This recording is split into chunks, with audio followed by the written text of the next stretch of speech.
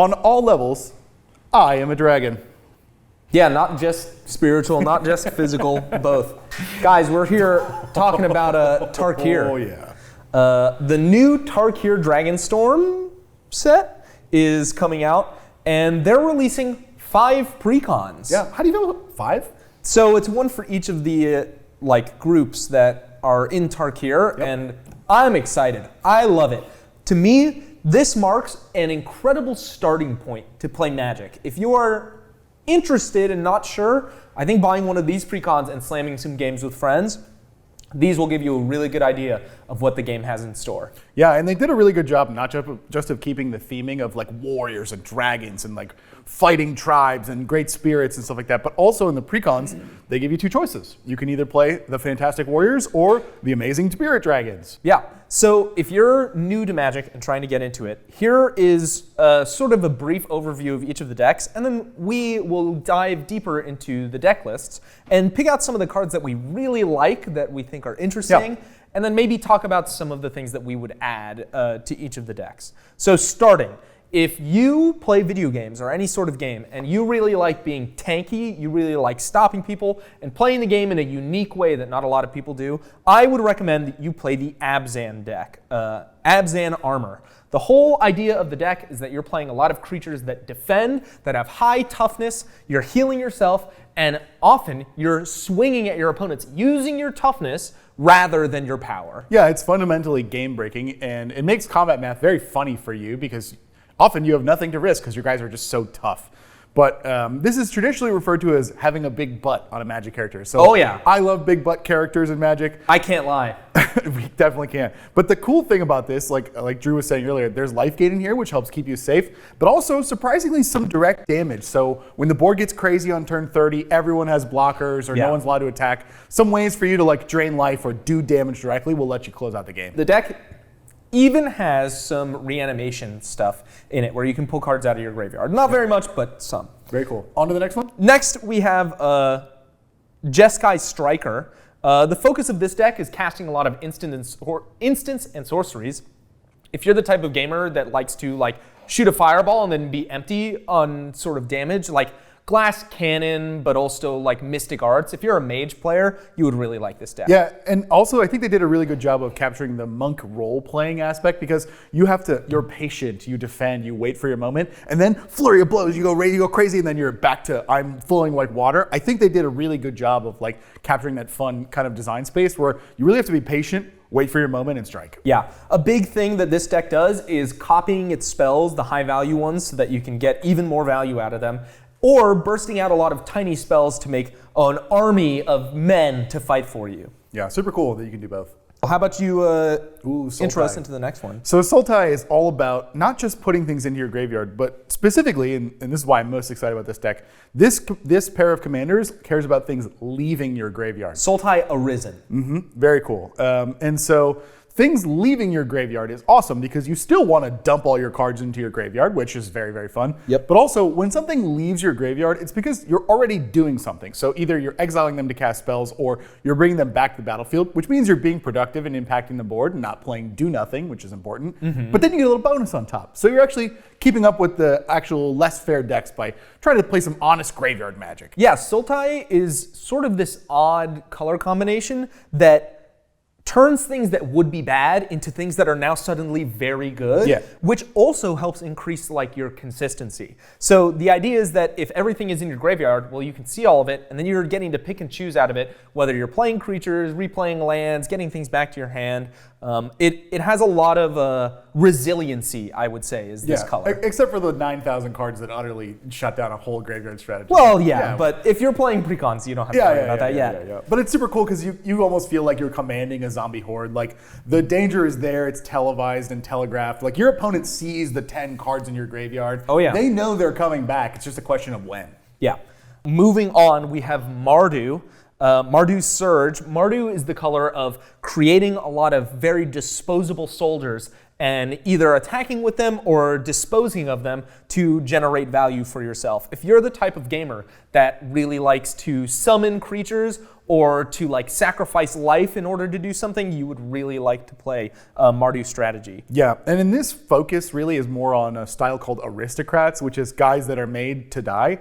And typically when I see most aristocrats decks be played and made, it's like they make the guy, they instantly die. Or they make the guy, they wait, they block, they instantly die. Yep. But this is a focus on being really aggressive. You want to make guys and they're going in. Yeah. And that's really cool because it makes the game move along. Yeah, this is go fast, very stompy. It's having multiple uses for these small creatures that you're generating, and just overall like a very flexible archetype. Like Sultai is flexible, but it always does it the same way. Mardu is just flexible, I feel like. Yep.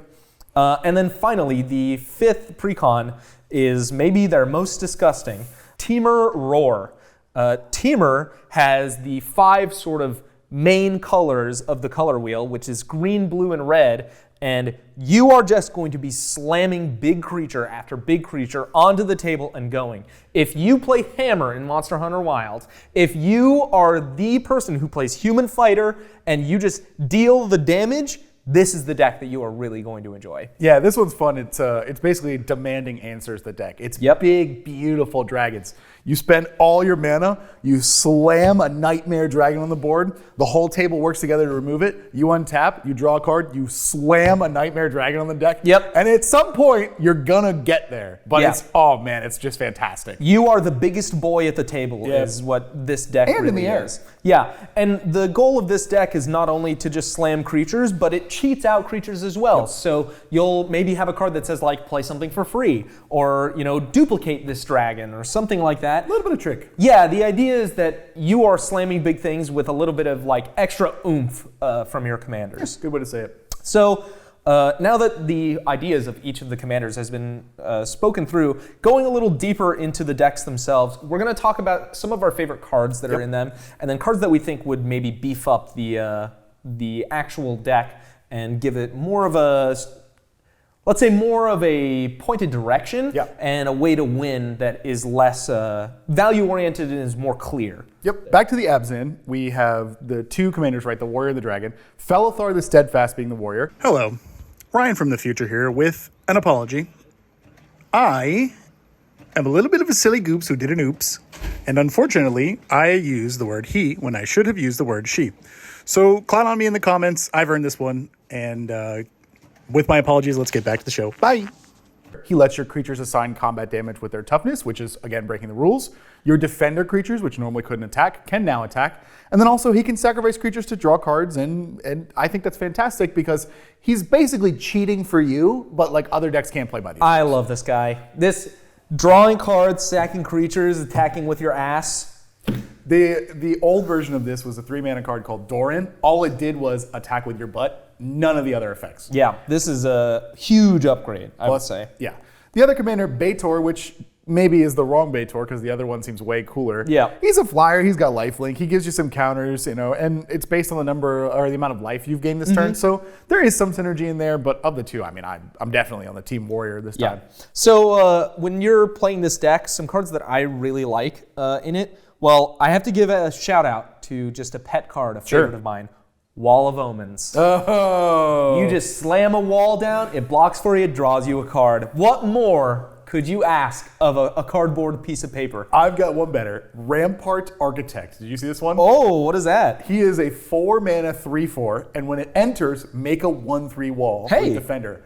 Or when it attacks, so it does it both. Cool. And then whenever defenders die, find a basic land, put it on the battlefield. Hey, that's really good. You get to ramp consistently, and it makes defenders, you're protecting yourself, you're controlling your own life total. They're kind of attackers, though. They're kind of attackers, too. Yeah, so these guys are they're almost like generating 3/3s every single turn. Yeah, pretty cool. Another huge bomb, in my opinion, for this deck, Reunion of the House. Return any number of target creature cards with total power 10 or less from your graveyard. Just, if you are running a bunch of 0 toughness defenders, you're just laying down like 15 creatures for 7 mana. That's not bad at all. Yeah, it's pretty cool. There's some like toughness focused cards which I find interesting. Did you see Jaws of Defeat and Tip the Scales? Yeah.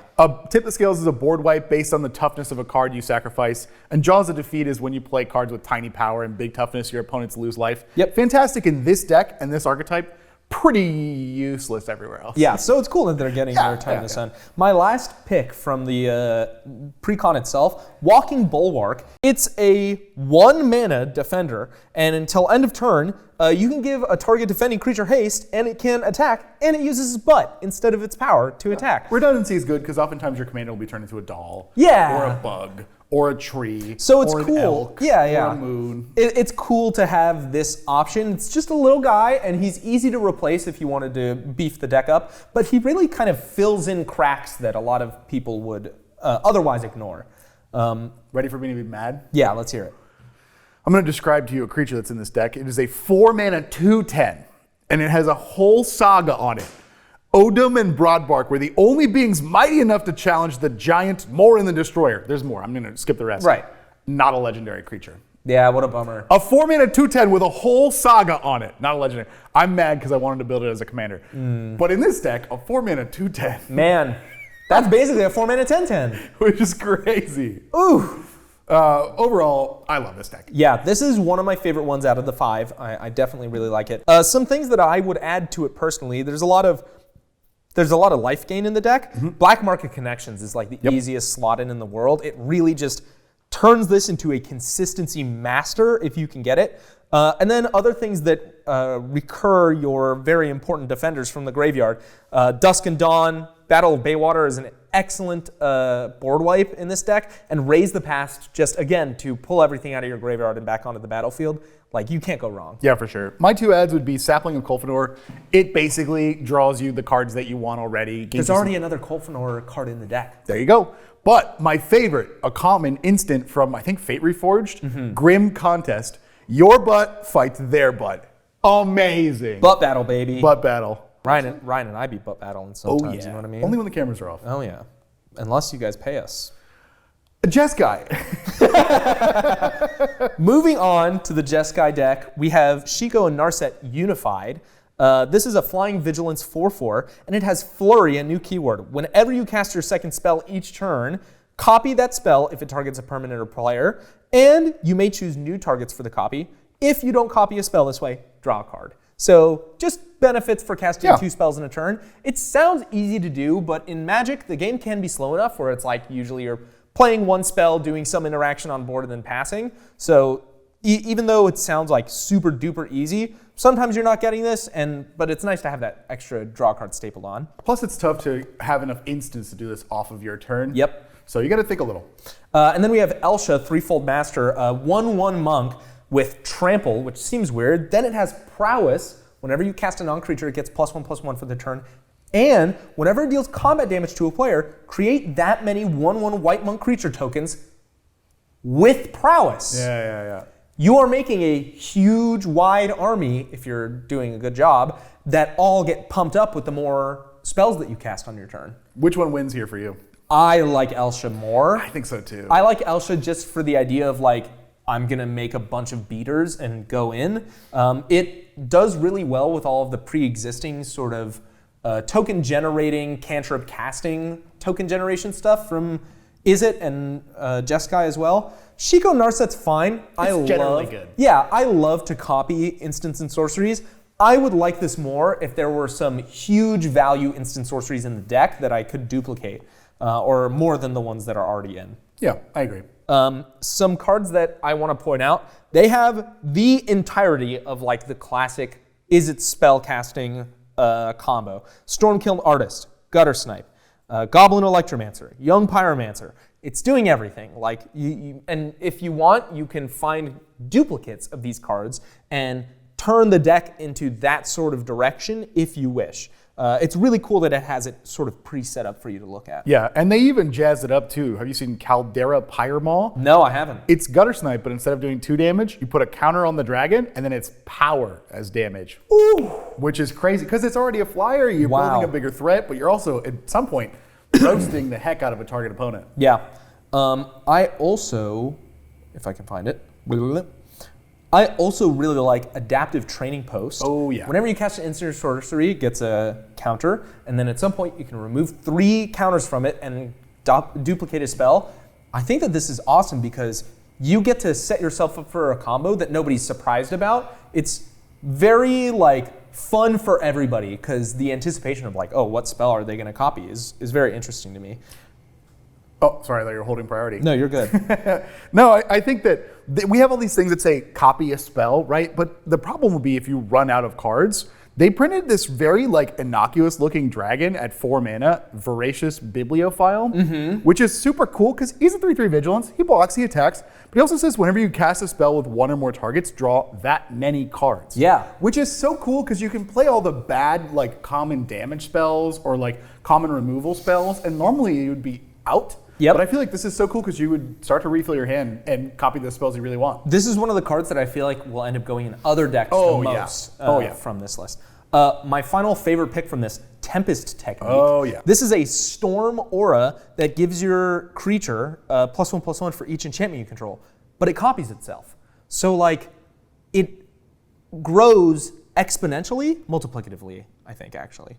It doubles and doubles and doubles and doubles and doubles with each storm that you get on it, which is just very, very interesting to me. Means that you can have a very explosive game-ending turn out of nowhere. I'd like to honorably mention Aligned Heart. Did you talk about that earlier? I feel like you didn't. Okay.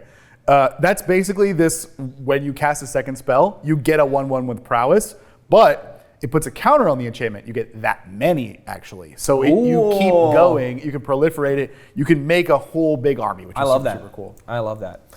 Some things that I think would do well in the deck. I mean, there are some classic, like 1,000-Year Storm, just give a bunch of shitstorm. Oh yeah. Things like the Prowess Otter from Bloomborough, the one, what's its name? Like Brina? The spell... Bria the I think Brina's Prowess a bird. Otter. I don't think so.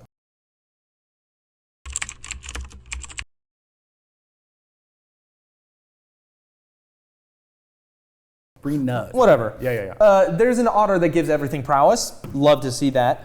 And then things like Anointed Procession to make yourself generate more tokens, and Arcane Bombardment. That's a different one. I meant... No, it's in there. Yeah? Because you also have the idea of copying and casting spells, and then just getting free value. From Right. My thought is that I really like this deck in the token direction. Yep. And the like burst gutter snipe style damage rather than the duplication. I think I would lean heavier on the instant sorceries to get to where you're talking about. So I would play Past in Flames, letting me cast all my stuff twice or 3 times. I would play the Burgies. I would play those kinds of things. And then like I'd have an Aether Flux in there as like a backup plan. But I would love to win by making an army of Prowess Monks and hoping that my support damage or support lifelink with Aether Flux is enough to either threaten like a win and get on the ground or just ultimately get there if I have to. Yeah. Oh, I think it's Soul Time. Oh, it's Soul Time, baby. Oh yeah, moving on to Soul Time. I want to talk about this one. Please. Kotis, Sibsig champion. He says for 3 mana total. So remember, he's only 3. Once during each of your turn, when you cast, you can cast a creature spell from your graveyard by exiling 3 other cards. So functionally, what he does is let you escape your own cards and get them back from the graveyard. You have to pay full price plus extra. It's fine. Whenever 1 or more creatures you control enter, if they entered from a graveyard and they were or was cast from a graveyard, put counters on him.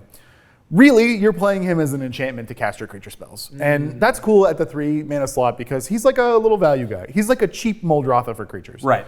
The dragon I'm in love with, which is a 4/4 flyer, and when it attacks you, mill 3, you get a land back, and then when one or more cards leave your graveyard, whenever 1 or more cards leave your graveyard, create a 2/2 black zombie druid token. You can set this up to be delving or like basically shuffling cards out of your graveyard all the time. There are plenty of cards that say like, if this card gets put into a graveyard, put it back in your library. Yeah. So you can get those effects for free. The biggest reason I wanted to highlight this is because most mill strategies in the past are about take the guy, put the guy in the graveyard. Take the guy in the graveyard, put the guy in the battlefield. Yep. This one says, well, you've been working pretty hard. Put him anywhere. You can put him wherever you want. We'll give you a little something on top. Yeah. That's cool. I really like these commanders. Some of the cards from the deck that I like the most. I think maybe the one that I like the most out of all of these decks. Diviner of Mist. It is a flying 4/5 dragon. When this creature attacks, you mill 4 cards, and you can cast an instant or sorcery from your graveyard, not from those milled cards, that has a mana value 4 or less without paying its mana cost. It's just every turn when you get that swing in, you're getting a 4/3/2 mana spell for free. Like, why not? Why not do this? Well, so you've played against my Pharika deck a bunch. What's the weakness of that deck? It's all of these enchantments, sorceries, and instants that you just shove in the graveyard and you go, damn. I really wish I could play I can play that. Well, here's the thing. You're getting creatures back for sure. It's just one more turn, then you get your spells back. Yeah, it's exactly. Great. I have to bring attention to the Grave Reaver in the room. Oh, this again is another very excellent card. Oh man, he's a lot of mana. Okay, he's like an 8 mana big boy. Yeah. But basically, not only does he mill for you, whenever creatures go to your graveyard, never mind, battlefield. Yeah. Fantastic. This is maybe the best Golgari Reanimator support card that I've ever seen. It is just like, yeah, this card will sometimes win you the game. Yeah, like, it's an auto-included any Golgari creature strategy. I fucking love it. Yeah, it's fantastic. I love it very much. I'm also looking at Afterlife of the Loam, a play on words from the ancient Life of the Loam, or Life from the Loam. Great card.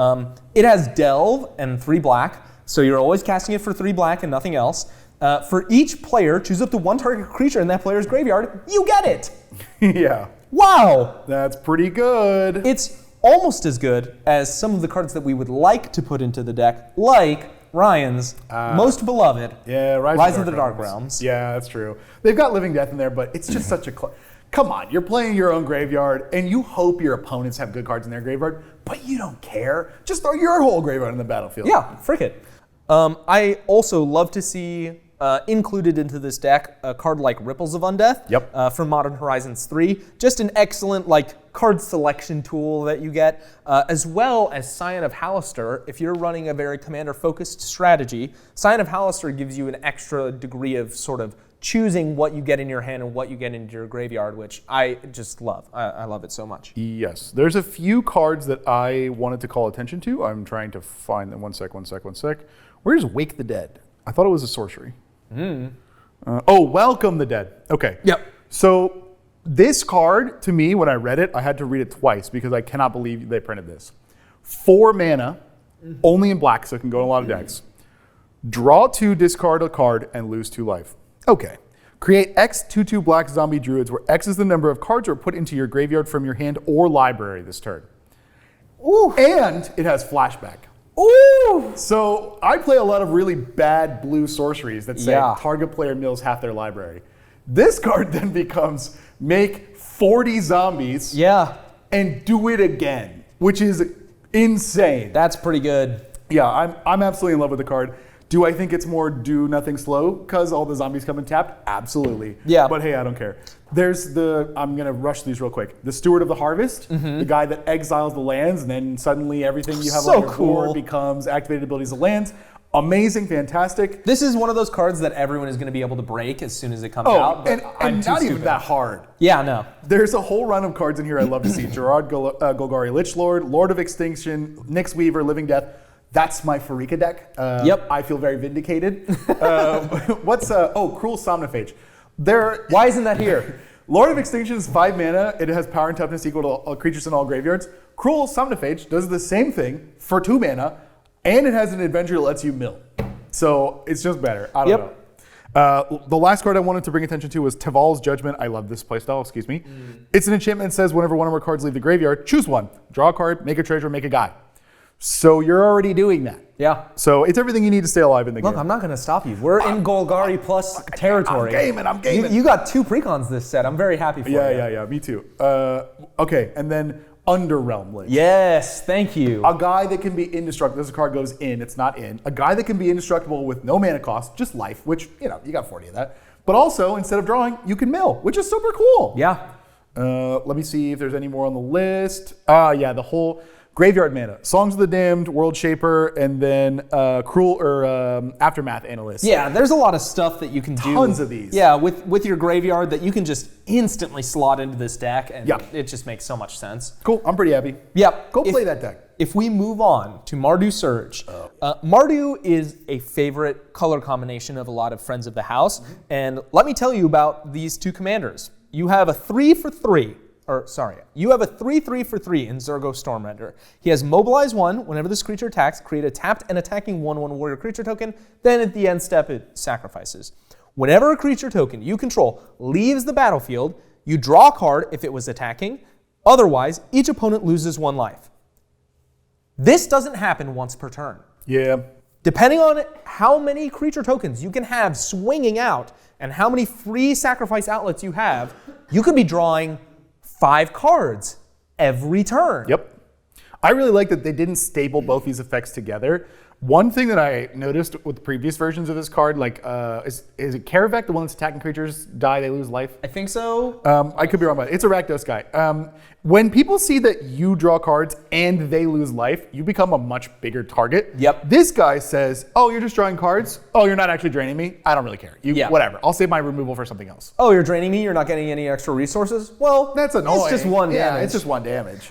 Second after Zurgo, we have Neriv, Crackling Vanguard. He's a flying death touch, and when he enters, you create 2 goblin creature tokens. And when he attacks, you exile cards from the top of your library equal to the number of differently named tokens you control. During any turn that you attack with this commander, or with any commander, you may play those cards.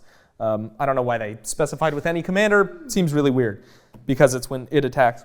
Because they didn't... I guess they stay in exile. Yes, and when you play this commander again, they didn't want the problem I had with Lislav, which is this is a different commander. This is a different creature. Yeah. It's a magic ruling thing. Go read the rules. This guy's fine. I like this guy. I think the funny part about this card is differently named tokens, and having a deck that focuses on making different named tokens to attack with is really funny to me. Yeah, I agree. I mean, look, he's Mardu. He gives you some free spells. Yeah. That's really what you want in this color. But I'm not here to talk about either of these commanders. There's one card that I'm here to talk about, and it is Inox Strike Leader.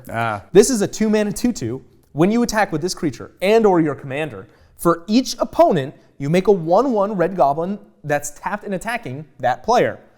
And you can sacrifice this creature, and tokens you control gain indestructible until end of turn. This has everything. For 2 mana. For 2 mana. That's insane. This is one of the best token generation cards that has ever been printed. I am in love with it. Guys, free up that 1-of slot in your commander decks that make tokens, because this guy's going in. It's pretty easy in here to have some mobilize. Let's say you can make, I don't know, like 3 or 4 tokens when you attack. Yeah. Well, Gold Knight Commander says all of your creatures get 1/1 for every creature that enters the battlefield. So you could be going into combat with like 2/2s and 3/3s and coming out to blockers with like 8/8s. Yeah. Which is insane for just like a mono white guy. Yeah. I can't believe it didn't say non-tokens. These prints are unbelievable. Redoubled Stormsinger is a first strike 3/3, and whenever a creature attacks, for each creature token that you control that entered this turn, create a copy of that token. Yeah, that's pretty cool. This deck is going to be so gross. It might not even be the strongest deck in the list, but holy, You could is it definitely gonna be die out of funny. nowhere. Yes. Yeah, you could super depth. And like not even like a 100%. degenerate combo, like Yeah. you're saying. Oh, I yeah. apologize. And a final pick for me, within range. Oh, yeah.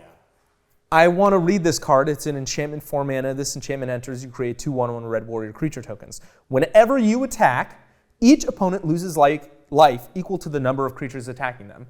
This card would be incredible if it wasn't in black. It also makes guys. It does. It makes 2 guys. Yeah. So it does something. I wish that this card was red That's fair. or white. I know why But they it is did not. Though. I know why they did it though. Because it would be like game ruining. Yes, so- it would 100% be game They were ruining. like, no, you gotta play more than one color. And I guess it makes sense. It does it like a draining Yeah. effect, but man, this card, it like just misses the mark for me. It seems really funny, but I think it's based off of an old warrior from the previous set that had like a dash mechanic where it's like when he attacked, your opponent loses life for the number of warriors attacking or something like that. So I think it's a cool homage, but if it was mono red, So strange. Oh my god. Okay, I got to bring up Iron Will Forger. He is Okay. Lieutenant, which I think is a cool mechanic. It means you have to have your commander for this to do anything else. oh, Pick a non-legendary guy. He gets Myriad.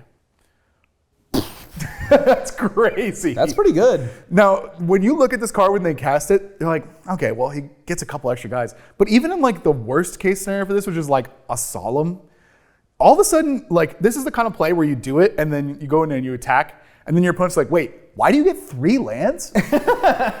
What? You're drawing 3 cards? Trigger City, baby. Yeah, no, it doesn't make any. And you're like, what the heck? Yeah. I think that this has potential to just like changed like the game from a 2D checkers match to like a 3D chess game. I like it a lot too because there's a card like this, Blade of Selves, Oh, yeah. which equips to something. Which is in this, I think. It is. It's just so expensive Yeah. that usually it just ends up sitting on your board waiting for a home that it will never arrive to. Yep. I like that they put the effect on something else just to see if it is worth it, just to experiment. The Will of the Mardu. 3-mana instant. Pick an opponent.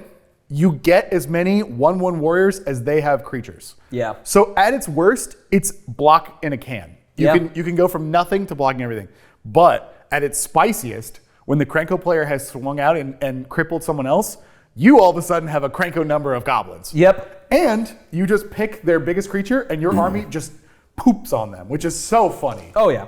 I really like all of the will cards, but this one stands out to me for being an instant that you can have both effects on. Fantastic. Like, such a good card. Such an incredible card. Moving on to cards that I think that we should add to the deck. There's the token doublers, triplers, Ohertak, Anointed Procession. I like things The like... new Elspeth. Yeah, right. I like things like Goblin Bombardment, things like Impact Tremors, War Leader's Call, and a personal flavor add of mine, I think True Conviction has a place that it can fit into more decks that create a bunch of little guys. It just gives everything double strike and lifelink. Why would you not want this? Yeah, you end up with so many disposable guys, I agree. And I went the other direction with it, which is Cathar's Crusade. You play so many guys, your guys get huge. There's like a slot here for like 5 or 6 mana, like white enchantment that do nothing, because you're already doing so much with everything else that I think you can really elevate your game. Like we were looking at Divine Visitation, being like, man, that's cool. I could turn my guys into angels. And you're like, well, or I could just give them all double strike and lifelink. You can do some really cool stuff with this. I like that this deck, before you continue, has such a clear identity where some of the other ones are sort of split and you get to choose. This one is like, you will make tokens and you will get value from sacrificing them. The other ones are like, you can duplicate spells or you can make prowess guys. And this one, I think, will be stronger just on the principle that it is so tightly put together. Yeah, and I think I want to like summarize this whole deck in one card that comes in it. Infantry Shield. This is like a very interesting card to me because what it does is it's an equipment. It gives a creature menace, cool, but it also gives them mobilize X, or X is their power. So this is so cool to me because Aristocrats is normally 1/1 guys that are garbage and do nothing and have effects. But this says put this on your biggest guy to make a ton of guys. Which is a really, really cool effect that is somewhat rare in Magic. Like I can think of maybe like this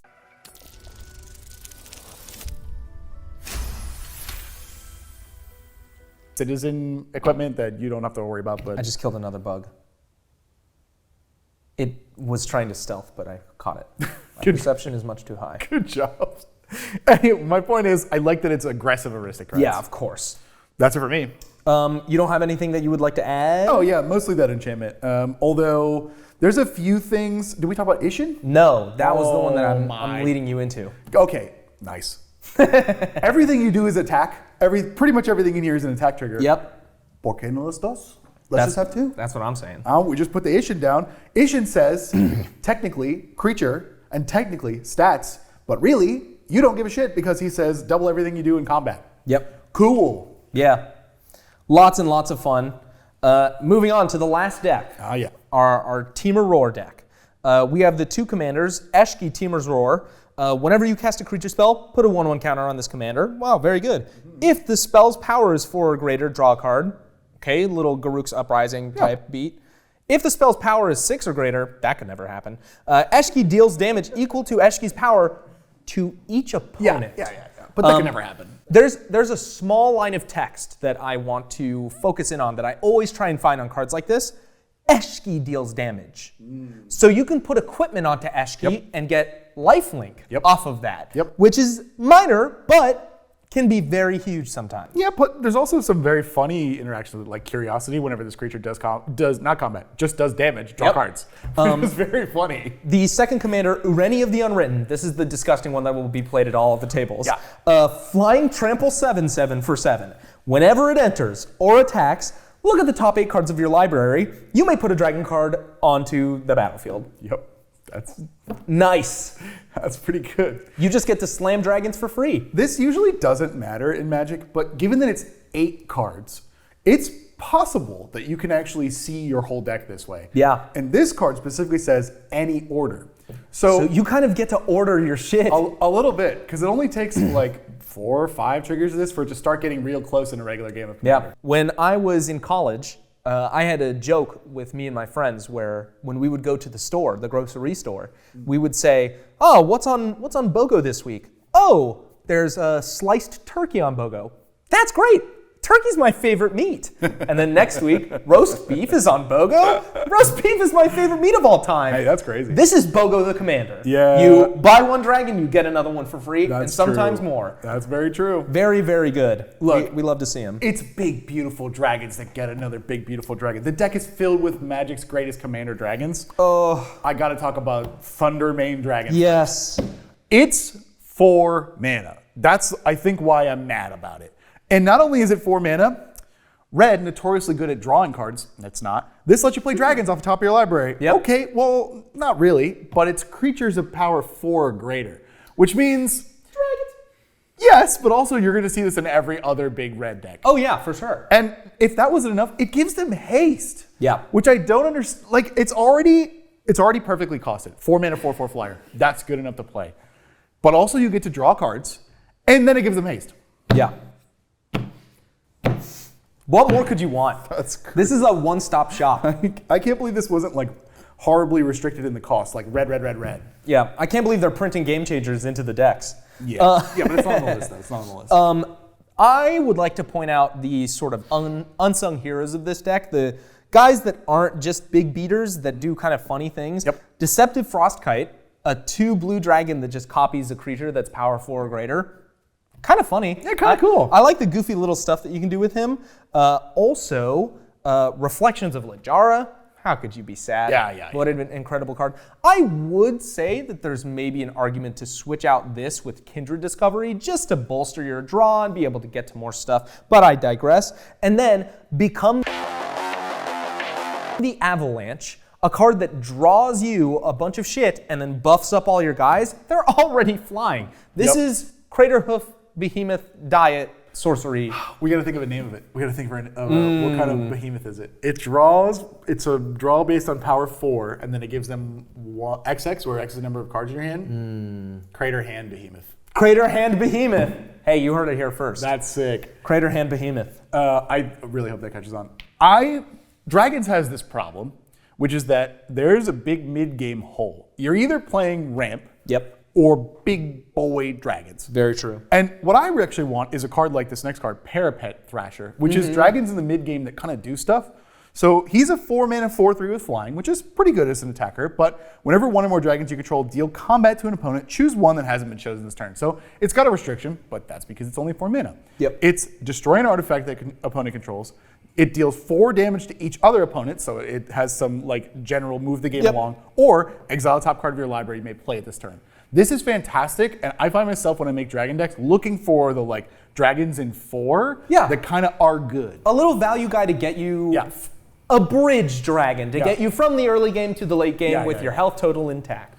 Otherwise, what I end up doing is playing only ramp until I have 9 mana. Hey Ryan, fuck you, because if I'm looking to add things to this deck, I'm not doing any of that shit. I'm putting in Miram, Sentinel Worm, I'm copying everything. I'm putting in all copies of the Ancient Dragons, silver, bronze, copper, they're going in. I'm putting in Klauth. He's generating mana when he does damage. I'm putting in Rising of the Day. We're having hasty boys all over the place. All the Orbs of Dragonkind. I don't care about the mid game. I'm ramping, and then blasting, and not thinking about anything else. I think that's pretty good. When he originally saw this deck list, he, like the Terminator downloading information, was like, where's Miram? And it was like, and then like, does not compute. Like, it's perfect for this deck.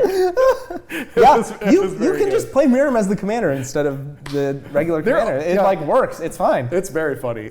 For me, definitely my favorite dragon card is a 9 mana sorcery that says, go find a dragon, put it on the board, but it has Storm, Dragon Storm. Look, it's 9 mana. I don't really think you're going to be storming off with this, but even if you get 2, go find the best dragon and slap it on the board. Fantastic. This is, okay, look, I think that it goes in just because there's a chance that the game is in like hour 3. Yeah. There's been 4 board wipes, and you are able to storm it for like 4, and you're like 9 mana, tutor 4 dragons to the battlefield, and your table goes, I counterspell? And you go, 3 dragons it is then. And everyone, yeah, it's like really It's good funny. protection, yeah. Yeah. Last but not least, I think you're looking for medium dragons to fit in. I think that another way to get to the end is, or to sort of bridge that gap, is to find cards that make it easier to get there. Herald's Horn, I think, presents a unique opportunity from all of the different, banner effects that exist. It lets you look at the top card and draw a dragon, and it makes them all cheaper. It's kind of the thing that you need in a dragon deck. You need a little bit more draw and a little bit more mana. I like it better than the other ones like Dragon Speaker Shaman, and there's a 2-mana one as well that make them cheaper because those are creatures. Yeah. Which is generally way easier to kill, especially because this deck has 2 or 3 board wipes in it. Yeah, right. Like you kill your own guys. So it's harder to interact. Now look, Artifact Hate is out there, but usually people look at it and they go, it reduces by 1 mana, and you can like maybe draw a card. Nah. Yeah. Nah. That is our assessment of these decks. Guys, there are a lot of cards in these decks that we didn't go over. They're printing Dauthi Voidwalker into a precon. Yeah. If that doesn't give you an idea of what's happening, it's because you're either new or you're new. And you haven't been abused by it yet. Because that card, it has no business being in a precon. But here's the thing: if all precons moving forward are at the power level where you can have cards like that in it and feel okay, I love it. Yeah, I hope that's the case. It means that I spend $100 less upgrading my precon, and I get to play with this thing for longer. This toy remains stronger against my friends who are upgrading their stuff for just a bit longer, and I get to enjoy it before I have to, crack under the pressure of a pod that eventually increases its power level. Exactly. And the other thing is this is a 5 commander set, or 5 precon set, and I think all 5 of them look like they should play at the same power level together. Yep. This is a great place to get in with a group of friends because they will likely be strong enough decks with enough variety with the 2 commanders that you can play for a long time. Which is your favorite, and which is your favorite commander? Which deck is best, which deck is your favorite, and which is your favorite commander? Okay, so I think that my favorite deck that they printed is probably Abzan Armor.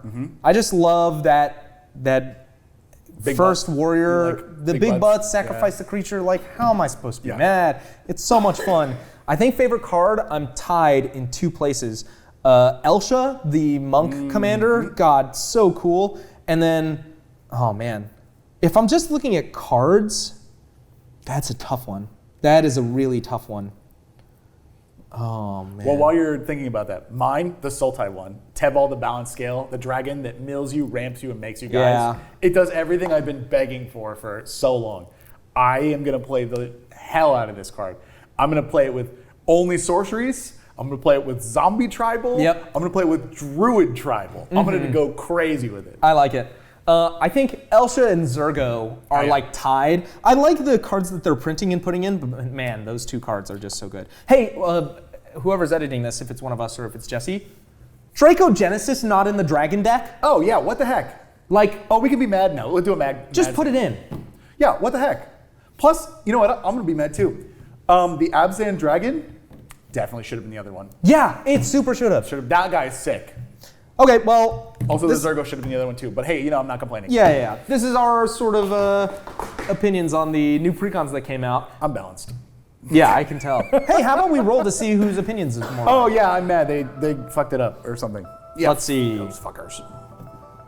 7? 20! All right, you can eat the dice. Yeah, sure. Thank you. Bye-bye. Bye.